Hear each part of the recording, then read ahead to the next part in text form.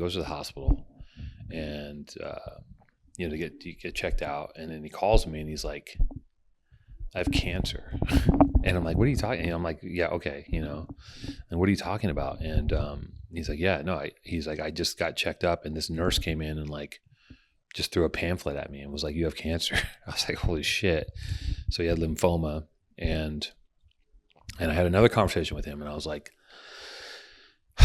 well, I got a choice to make here. I can either tell you good luck because we just started this thing, or I can make a decision to see this through. And obviously that's what I did. And we also talked about everything. We're like, how do we want to deal with this? Do we want to like keep it private or do we want to put it all out in the front? And he's like, put it in the front. Like, let's just fucking let it be known. So then he's in the fucking hospital. I'm pulling up and we're doing photo shoots in the hospital. I'm bringing my computer. I'm going like, he's fucked up, and, yeah, I'd never experienced anything like that. I never had anyone that was next to me get sick like that in a real way. And he was sick for a long time. He was really, I don't think he got out of the woods for like 5 years, Wow. And I could be messing up that timeline, but I don't think he was still like he was just fully out of it, I think towards the end, but yeah, he was really sick. He would go down for like weeks, but the thing about him was he was irrepressible. Like he was also like at the same time climbing on billboards, fucking tagging Spanto two-tone while he had cancer, like he would not, he told me, and I don't know if he told me this or if I'm pretty sure he told me, I don't think I saw this, but he was telling me that like he was in the hospital and he's looking in the mirror and he's just like beating his chest as hard as he could and being like, he's like, fuck this. Like he just was like, I'm not going to fucking go down. And I remember he told me that. I'm like, you're going to be all right. Because I think so much of that stuff is like mental, and if you can fight, like, which he's a fighter, obviously, like, you can get through it. The real true idea was he was in jail, and I remember him telling me a story about, this is going really far back, but he told me a story that there was this guard, this like really goofy guard who was telling him what to do. And the guy was just a goofball. And the guy was kind of ordering him around. And he had this like moment of clarity where he was like, why am I in a position where this guy's telling me what to do? So from there, he was like, I'm going to do something when I get out of here. And he had another moment where he had seen a tattoo on someone's back really early in the morning in Venice. And it said born and raised in Venice. So when he came out, he was like, I want to do something called born and raised. And there's a story he told me. I knew all the players. I knew the guy that he was talking about because I grew up in the same place. I knew who he was talking about. I knew that guy. And I knew exactly what he was talking about, being up all night, all that shit. And that was his idea. And he tracked down Eclipse, who is the leader of AWR and MSK. And, well, the start of MSK. I think GK is the leader of MSK, but I could be wrong, guys. Don't get mad at me here. But he also ran Seventh Letter. So Spanto linked up with Eclipse, and they basically cranked out 2 to 3 designs. And one was the native head, and it said gentrification is genocide. And at that time, I was exiting apparel and directing. So I'm making music videos. I had an apparel company, and I was like so thoroughly just like over it. I was like, I made this decision. I was like, I never want to produce anything that can be warehoused. That was what I said. I was like, I never want to produce any more goods that will be stored. I was like, I want to make everything I do is going to be an idea. It's going to be digital or a flat painting or something. So that's how I came into it. He approaches me through Eclipse, and Eclipse was like, yo, Spanto's looking for you. I'm like, that doesn't sound good. So I knew who Spanto was. He knew who I was from the neighborhood. And he is approaching me, and I was like, we sat down and had coffee. Before we had coffee, actually, I was at a trade show, and I saw at the trade show the sticker for Born and Raised, and it was like I saw all these fucking stickers, and I saw the Born and Raised sticker, and I was like, oh shit, that's fucking hard. Like that was actually like it had a message, you know, the whole thing. And so it was in my consciousness, and then he approaches me.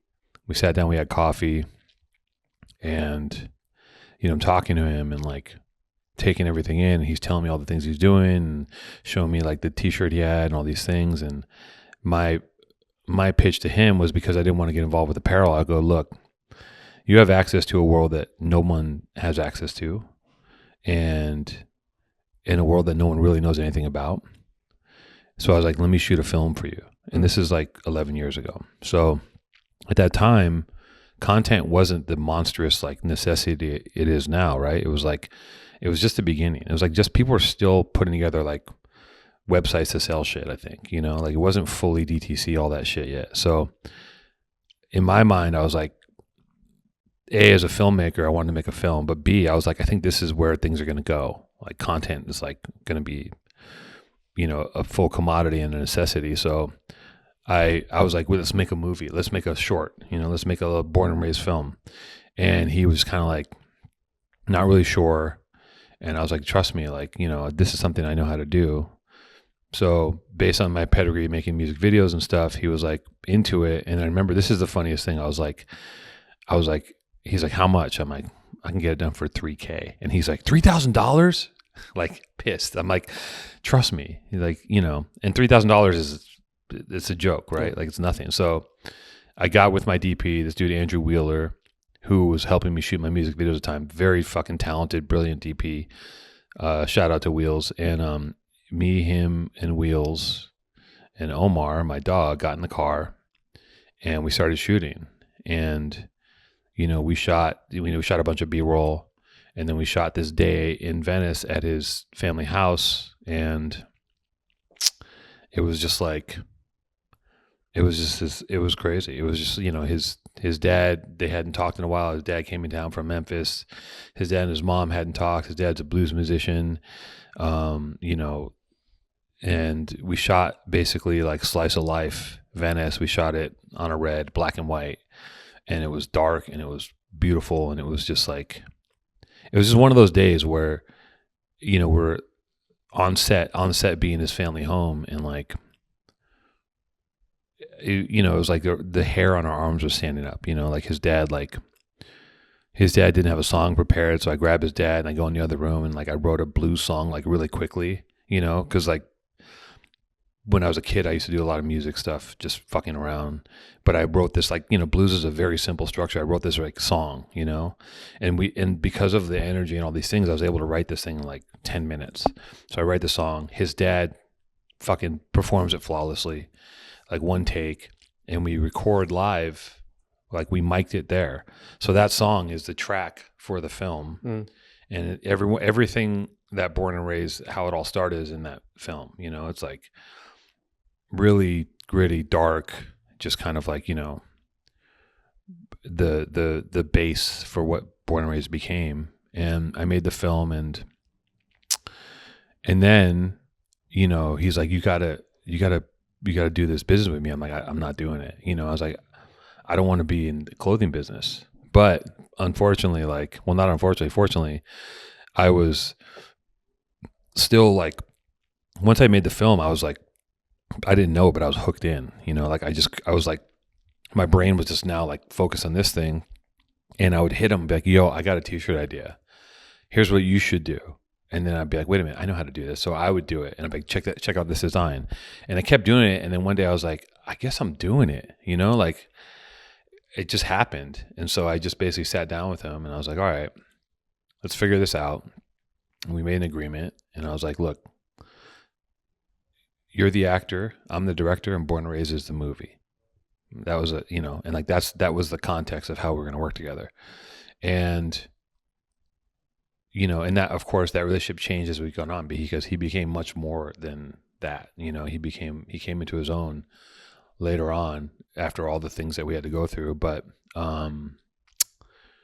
so I said, okay, here's what we're going to do. And I built basically like a structure for us to to enter the industry, you know. One thing is I made, see this wooden shoe boxes, born and raised. I made a bunch of these wooden shoe boxes, and in those shoe boxes we put like a collaborative shoe we did, a handball, some t-shirts, some stickers. Some people got weed, some people got pills, and tobacco, which is like a native offering. And we made these boxes, and we just started sending them out to people, you know, like, yo.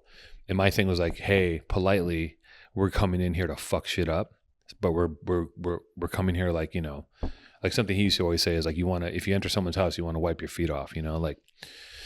So we sent these boxes out, and I got the, you know, the legal Zoom, the LLC, and built a structure. And we had, you know, him and he had another, one of his best friends come in, which is Murph. Murph came in, dropped a shoebox full of cash on us. And we started out of my apartment, and that was all in the end of 2013. And 2014, we launched officially in Union, and we debuted the second movie there, the second short film. I call it a movie, it's not a movie. The second short film, which is called The Town I Live In, and, you know, and we made the zine, you know, like and like the energy around something when you're starting is kind of boundless, because there's nothing. You just create, you just fucking ether. Like there's no margins, like no one, we don't know what the fuck. We're just like making the shit, trying to flip it. But the amount of energy that went into it was like, he was 100% full in from jump, you know? And I think that when he came out, I think his focus was like, he wanted this thing to work. He wanted to get notoriety for this thing, you know? And that energy is like, you know, he had more energy than anyone I ever met. So I remember we did the party at Union. We tore down everything in Union. We painted the walls with graffiti. We hung up the zines. We had a little party there for the film. And, you know, there was a second thing that happened where we're screening the film, and I look over, this woman next to me is like crying. I'm like, holy shit, like this shit's resonating, you know? And I knew there, I was like, this is real. Like this is a real fucking thing, you know? And I knew also like we were entering a market that at the time didn't have anything.